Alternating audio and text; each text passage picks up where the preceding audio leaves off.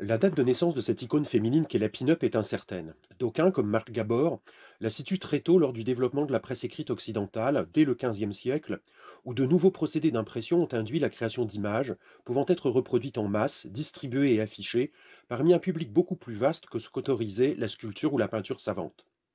Les premières réclames imprimées de la Renaissance, qui furent largement diffusées, sont des images qui, contrefaisant le grand art, aiment à représenter des femmes nues, lesquelles, bien qu'encore d'une teneur mythologique ou allégorique, valent désormais, en ce qu'elles se déshabillent ou s'agitent, friponnent, en des scènes plus ou moins subtilement sexualisées.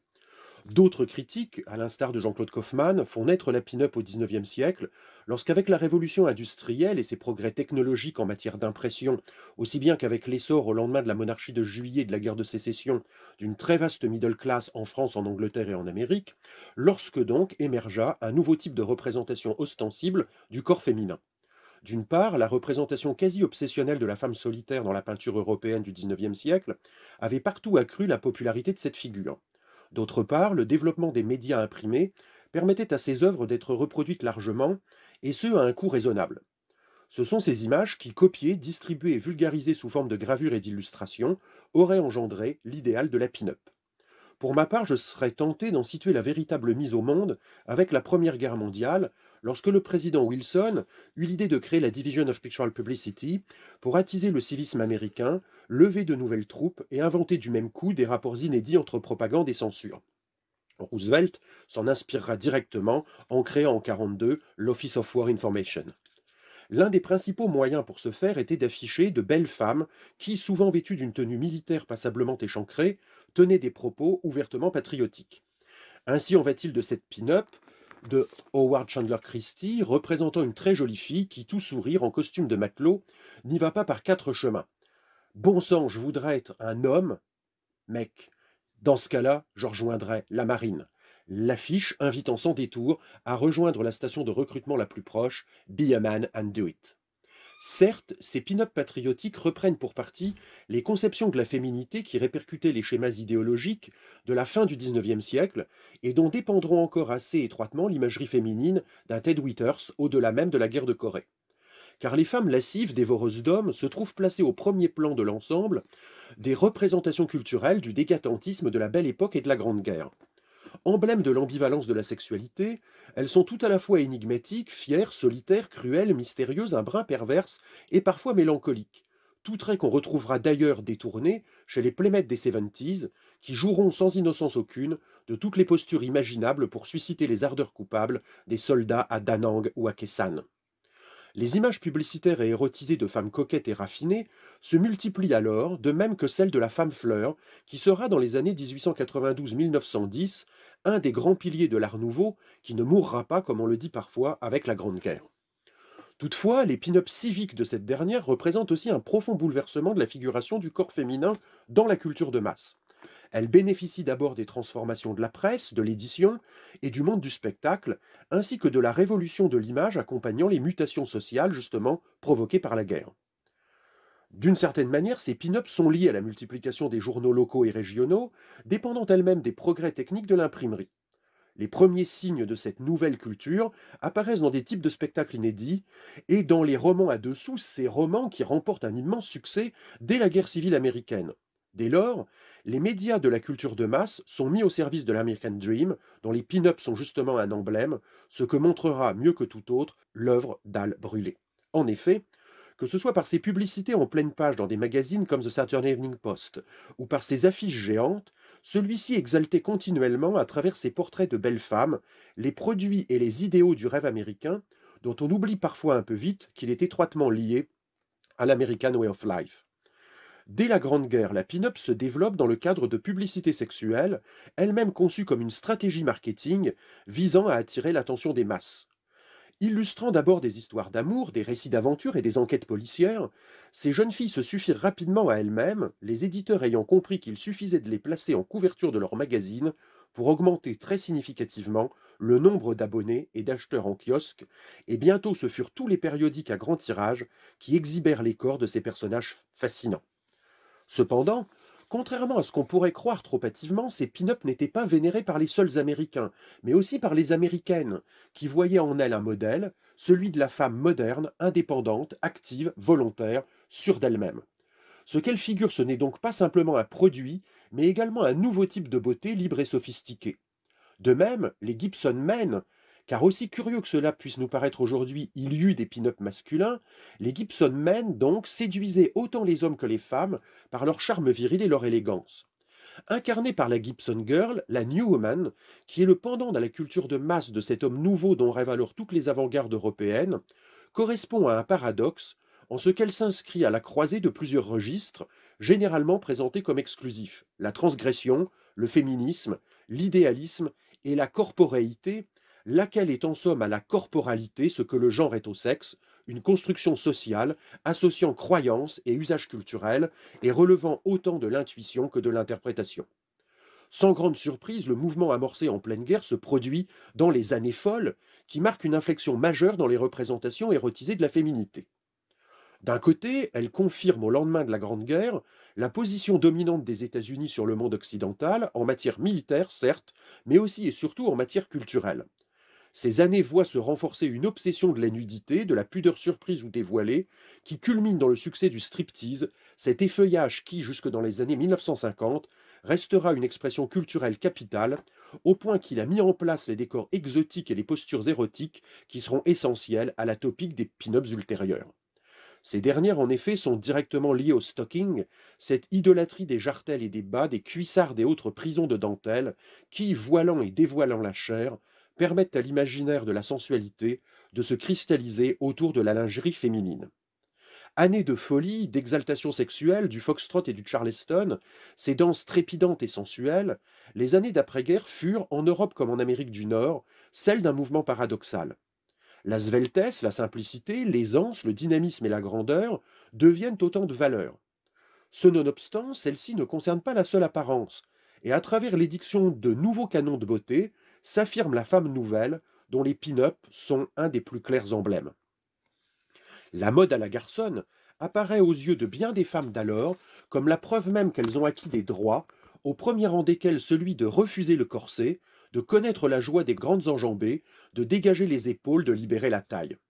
Parallèlement, la garde-robe masculine entre dans le vestiaire des femmes qui aiment à porter pantalons, chemises à col et à manchettes, chapeaux melons, cravates et cannes, à s'afficher hautaines et dédaigneuses aux rooftops des bars à cocktails et dans les salles enfumées des speakeasies.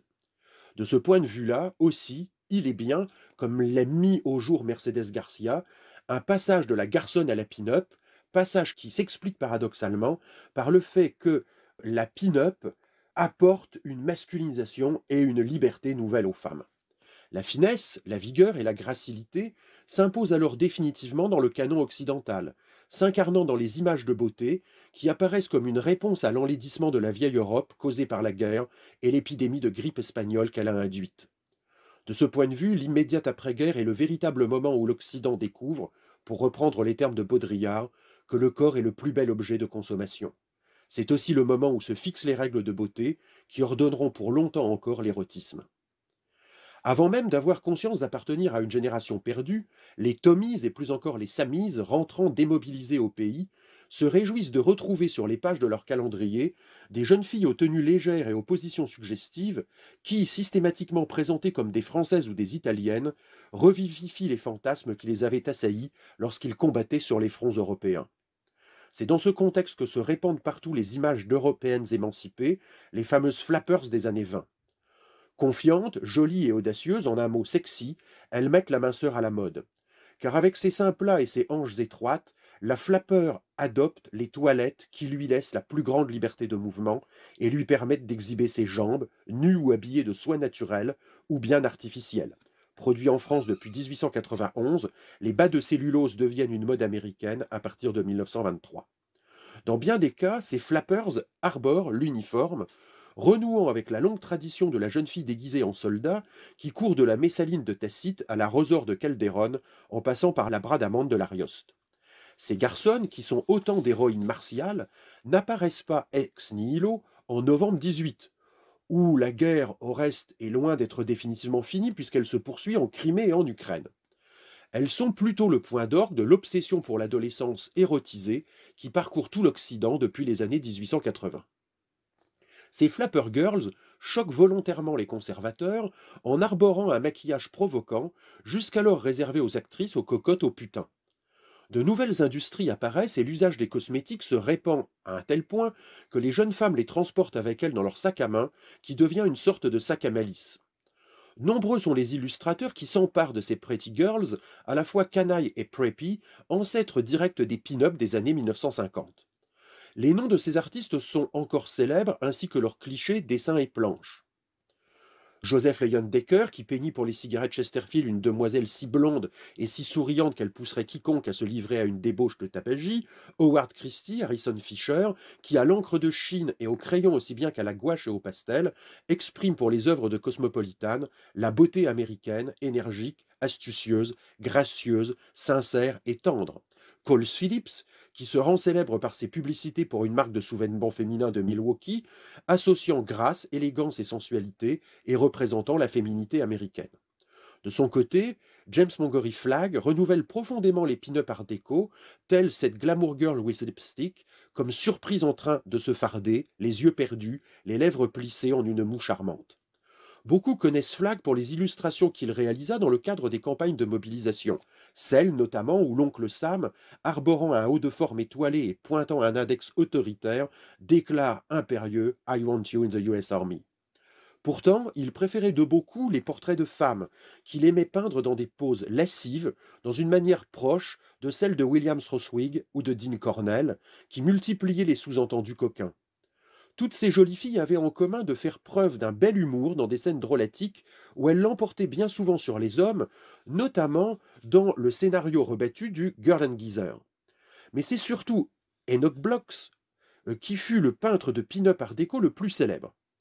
Ce Bols, son style fut bientôt aussi connu que celui de la Petty Girl, qui paraissait, elle, dans la revue Esquire. Ces pin-up étaient sexy et enjouées, et si elles prenaient souvent des poses provocantes, elles étaient aussi parfois surprises, arborant alors cette moue confuse qui allait envahir l'imagerie occidentale de la séduction pour 3 décennies au moins. Elles étaient surtout extrêmement ambiguës, bien qu'elles débordassent d'énergie, d'audace et de santé, leurs mines enfantines contrastaient avec leur corps de femme épanoui, que Bowles aimait à vêtir de nuisettes transparentes ou de maillots de bain, mouillés jusqu'à devenir, sinon carrément transparents, du moins clairement translucides. Ces pin-up essaimèrent des magazines vers d'autres genres pop, où elles exercèrent une influence profonde et durable. Il suffit pour s'en convaincre de se souvenir des dessins animés de Tex Avery, et notamment du Petit Chaperon Rouge en 1943. Effectivement, la jolie Red y apparaît comme l'incarnation même de la pin-up. Rousse chanteuse de cabaret, elle parvient par ses formes voluptueuses à séduire tous les personnages masculins, hommes et loups confondus. Elle est d'ailleurs si érotiquement envoûtante que sa première apparition, censurée, ne sera autorisée de diffusion qu'auprès des GIs. Qu'on ne s'y trompe pas cependant, il ne s'agit pas d'une influence unilatérale, mais d'un transfert culturel réciproque, et les cartoons exerceront en retour une influence déterminante sur les créations de certains illustrateurs, ainsi que le mettront au jour les jeunes filles de Thompson avec leurs ballons de plage ou leurs bonshommes de neige, dans le sillage desquels s'inscrit encore la dottie du beau roman graphique Diane et Berthet, qui couvre précisément 3 guerres. Toutefois, si la popularité des pin-up nés au XIXe siècle s'intensifie avec la Première Guerre, avec la deuxième vague des Pulp Fiction et un goût inédit pour les calendriers sulfureux, c'est pendant le deuxième conflit mondial que s'accroît comme jamais l'appétit pour ces images de la féminité séduisante, lesquelles devaient ensuite exercer un ascendant essentiel sur la culture populaire américaine, puis progressivement sur toute la culture populaire occidentale. Conçu par le gouvernement des États-Unis comme un moyen très efficace pour remonter le moral du combattant, en présentant une vision toute américaine de la douce sweetheart qui l'attendait au pays, les pin-up sont alors partout. Punaisées dans les baraquements, accrochées dans les sous-marins, pliées dans les poches du treillis des soldats où elles servent de talisman. Dès 1941, GIs et Marines se graissent les mains à ces images de jolies femmes, dont la beauté même et les poses langoureuses leur permettent de s'évader momentanément des horreurs de la guerre dans le Pacifique. Dans les sacs pactages des fantassins, comme sur les fuselages des B-24 et des B-29, les pin-ups soutiennent la combativité des troupes et motivent le moral masculin, comme on disait alors. Écriteaux, étui de cigarette, briquet tempête, tatouages. Les Beauty Queens, les Bunny, les Pretty Girls et autres cupcakes sont omniprésentes. On a souvent remarqué que ces pin-up évoquent la famille restée au pays, telle cette scène de 1943 intitulée dans Esquire Nous aurons toujours Noël, scène de Noël qui sera reprise profondément remaniée par Adonson Blom pour Playboy en 1972.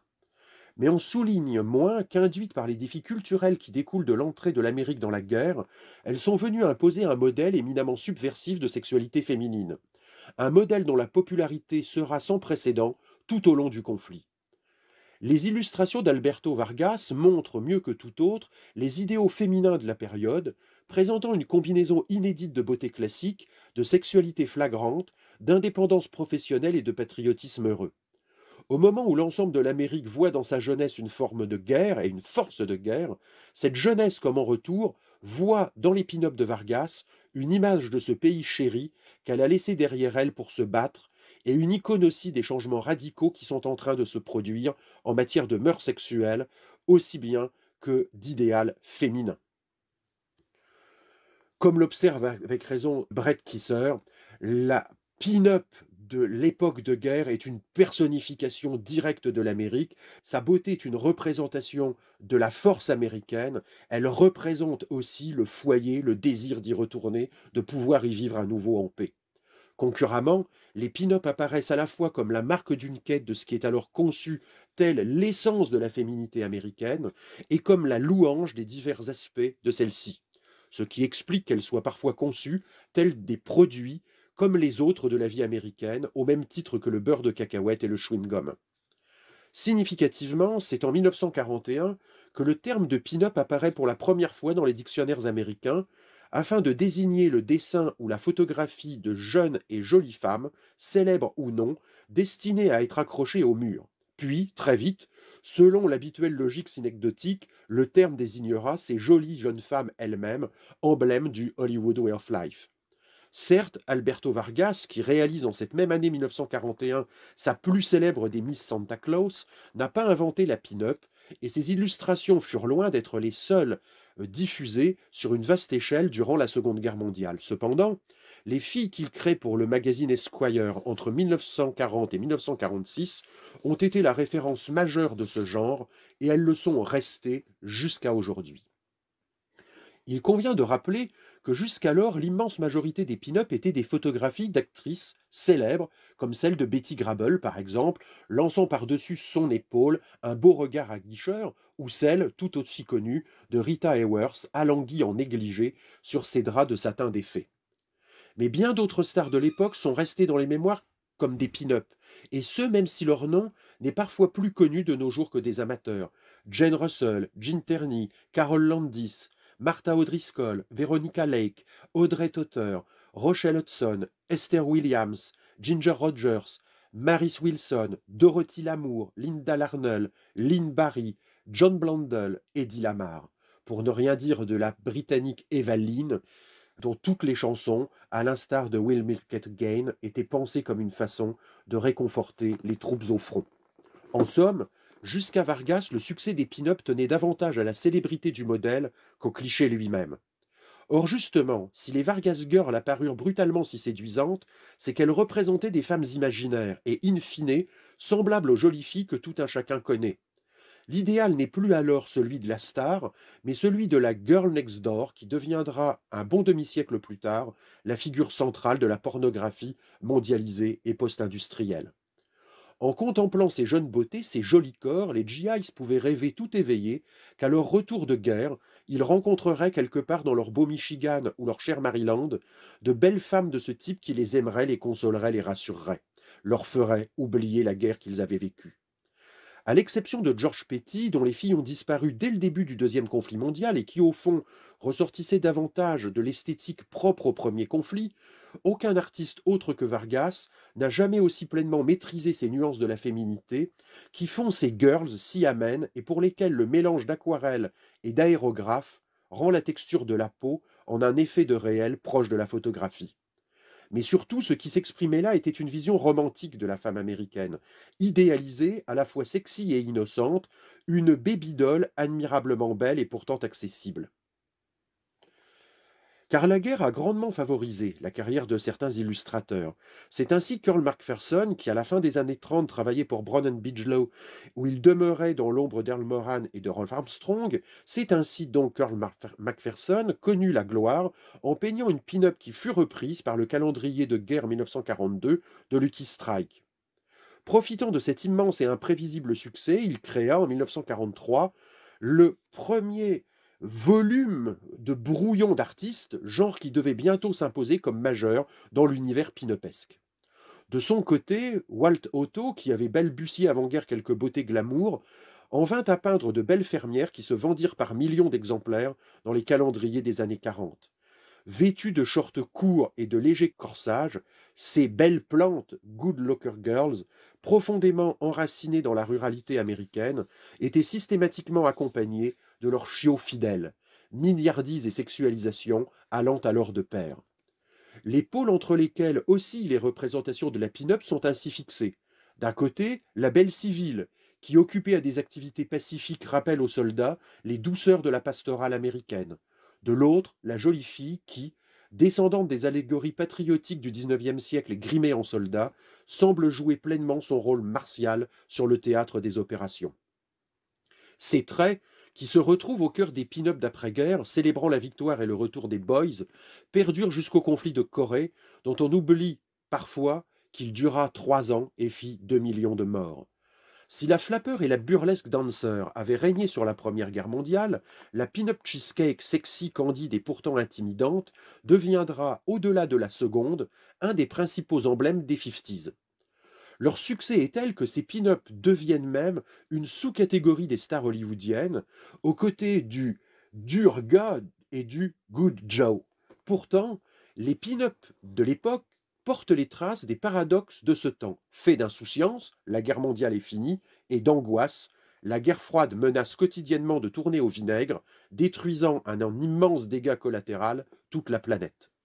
En effet, si les années 50 marquent à certains égards une émancipation des filles et des femmes, elles sont loin sur ce plan d'être comparables aux années folles et correspondent même à une forme de révolution conservatrice, contestant les progrès que la condition féminine avait connus dans la longue ère Roosevelt.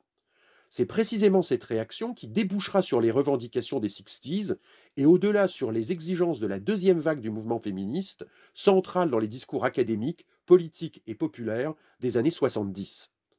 Or, les pin-up reflètent ce changement de façon à la fois subtile et explicite, de même qu'elles répercutent les mouvements de la culture et de la contre-culture du moment, prises qu'elles sont entre conceptions progressistes et visions conservatrices, entre éloge de la beauté de corps réifiés et critique d'une sexualité qui, exagérément libérée, menacerait l'ordonnancement social et, pis encore, les valeurs morales américaines. C'est Gil Elfgren qui, incontestablement, est le maître de cette longue période qui court du début de la guerre de Corée à la fin de celle du Vietnam, laquelle commence d'ailleurs exactement quand cesse la première. C'est son œuvre qui fixe les codes qui régleront pour longtemps les représentations de la belle et désirable féminité. Ces filles, fraîches et toniques, savent prendre des mines, séduire d'un regard, jouer d'un sourire affecté, badiner avec des attitudes faussement embarrassées, lancer des œillades engageantes, se dandiner avec grâce, prendre des airs entendus et débordants de sensualité, attirer l'attention des soldats par d'irrésistibles expressions du visage, minaudant, grimaçant pour plaire. C'est dans son sillage qu'il convient de situer les huiles des Pretty Dolls en déshabillé, aussi bien que les baigneuses à la gouache d'Arthur Sarnoff, qui, de son côté, poursuit dans ses portraits de blondes éclatantes le style d'Almour. Toutefois, l'intérêt de l'œuvre d'Elfgren tient aussi à l'invention d'une nouvelle technique et surtout à son usage systématique, la retouche en peinture de photographies bien réelles pour atteindre une représentation aussi réaliste que charmante et factice. Or, ce jeu sur la peinture et la photographie est bien plus important qu'on ne le pourrait croire de prime abord. D'une part, c'est la prépondérance de la photographie qui, en se généralisant, expliquera l'infléchissement des années 70, permettant alors le passage d'un modèle à un autre, de la pin-up à la playmate, qui, sur tous les fronts, devient la camarade de jeu des soldats de toutes les armes et de toutes les armées. D'autre part, et paradoxalement, il existe une continuité cachée entre les modèles picturaux et photographiques. Effectivement, les historiens des arts et de la culture ont parfois avancé l'hypothèse que l'apparition d'un magazine comme Playboy aurait finalement eu raison de la pin-up, et que celle-ci serait définitivement devenue ringarde dès la fin des années 1960. Indubitablement, le marché de la pin-up décline graduellement dès la fin des années 1950. Toutefois, en réalité, et comme toujours, les choses sont un peu plus compliquées qu'il ne le semble, ne serait-ce que parce que quelques grands dessinateurs comme Don Lewis crayonnent des pin-up pour Playboy, ou plus tard, Carlos Cartagena publiera les siennes. Marilyn Monroe apparaît de ce point de vue comme une figure particulièrement intéressante.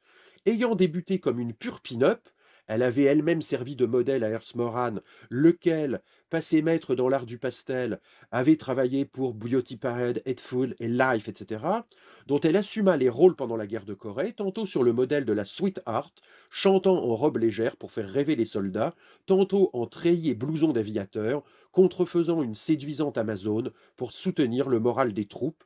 Elle fut, en 1953, la première playmate de Playboy, la revue qui venait d'être lancée par Hugh Hefner, lui-même vétéran de la Deuxième Guerre mondiale. Il avait servi dans une unité non combattante comme caricaturiste pour diverses publications militaires.